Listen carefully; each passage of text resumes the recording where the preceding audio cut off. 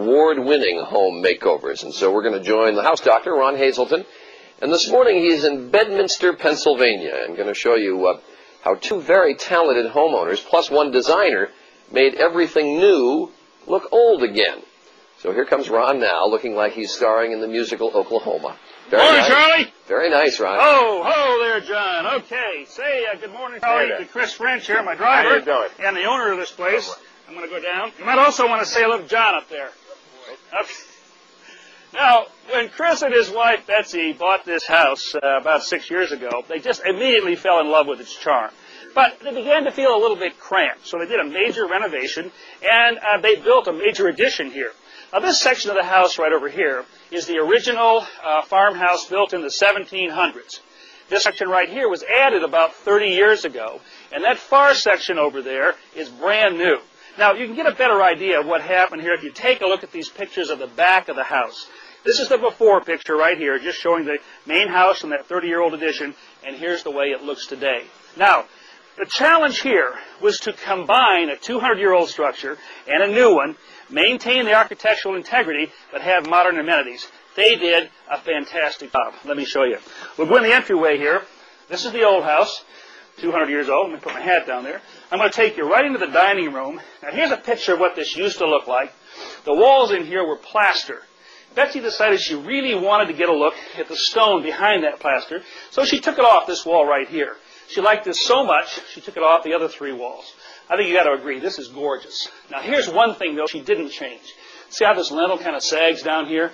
That's what gives this house a lot of character. Now, I'm going to be walking in a moment out of the older section of this house into that 30-year-old addition. Now, that was previously the kitchen. Now, take a look at this shot right here. You'll see what this kitchen used to look like. And then the renovation was done with the same 30-year-old section. This is what it looks like right now. Now, one of the tricks here is to take a state-of-the-art kitchen and make it look like it's 200 years old. They didn't do that exactly. They did some very nice things here. These are very simple shaker-style cabinets, but inside these cabinets are conveniences like this. A drawer that turns into, here, oh, well, it turns into a carving board. Actually, if I can get this to work here, there we go. And down here, we've got a drawer, a silver holder here, also inside this very simple cabinetry. Here, plenty of storage for garbage, in this case, dog food. Now, there used to be a gigantic fireplace over here. It protruded too far into the room. It was taken down and replaced with this one, which was made from stones that were taken from fence rows about 3 miles from here. That's why it looks so much like the original. I'm at the end of that, right at the edge now of that 30-year-old structure, about to pass into this brand new section. Take a look at this fireplace over here. Beautifully designed, looks like the period made of that same old stone. Down here on the floor, these wide plank pine boards, recycled lumber, same as the beams up here on the top. Now, both Chris and Betsy are horse lovers. They've got 4 of them here on the property. You met John. So they incorporated this tack room into the house. And I'm telling you, I wish television had smell, because the aroma of the leather in here is absolutely fantastic. Now, I'm going to take you upstairs. Come on back in the hallway right here. Now, this is a sort of a stairway with a landing, which means the stairway takes up less room in the house. Also, it's got this curved wall right here. Many of the corners in this house are curved. It gives it, I don't know, kind of a soft warmth that I really like. Now, take a look at this photo. This used to be a cramped upstairs bedroom, and now it's in construction, as you can see right here. It's finished now and turned into this lovely guest room. Did, though, lose some windows in here, so those were replaced with these skylights, which can be opened. Step over here. Look at this bathroom. I love this door that follows the rafter line here. Inside, what a soaking tub, huh? This old clawfoot really isn't old. It's actually a brand new reproduction, which you could get yourself. Now, I'm going to take you over here into the master bathroom.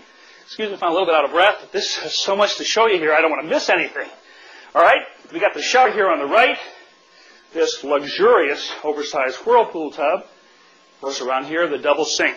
Now, you'll notice up here on the top, stenciling all through this house that ties this place together. Let me show you really quickly how you can do that. This is acrylic paint right here. I'm just going to dab some of this on the paper towel. This is a plastic stencil, just taped in position. Just use the stencil brush like this in the openings. Lift it up. There's your stencil. When you've got all this done, you move it down one row.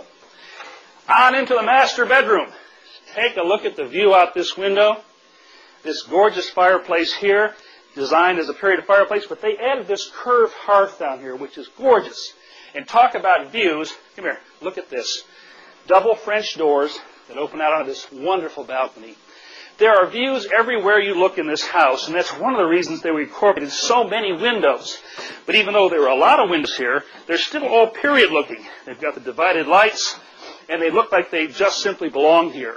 But probably the best opportunity to view what's around this house right here is from this terrace right here. Hey guys, how are you? How you doing? Hey. Thanks for the ride, Chris. You're welcome. Okay. You're welcome. And this is Brett King. Brett is the designer-builder for this project. Brett, excuse me for catching my breath here, but you had so much I didn't want to miss a thing. What was the biggest challenge in doing this? Well, there's many challenges on this project, and I enjoyed each one. But from simulating the old wood into the new was a great challenge, and finding the beams and the stonework, just to be sure everything complemented the old, was a great challenge. So we enjoyed it greatly. Right. And you must be really pleased with this. I really am. I love it here. It's great. Charlie? Ron, just all week long as I've watched these, I have one quick question.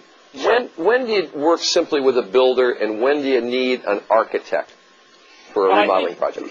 I think on many of these projects there was an architect. It seems to me, and correct me if I'm wrong here, there always seems to be an overlap. The architect often comes up with the initial design, but often that gets modified quite a bit as the building process goes through. So I think you probably contributed on the design level too. Exactly right. As the architect came up with the design, we tweaked it a little bit to the owner's desires, so it was a great working relationship, great team. Okay, Charlie. All right, thanks very much, Ron Hazelton. One more makeover to go on Monday. How you can fit more fun into your home. We come back with Matthew Broderick in just a moment.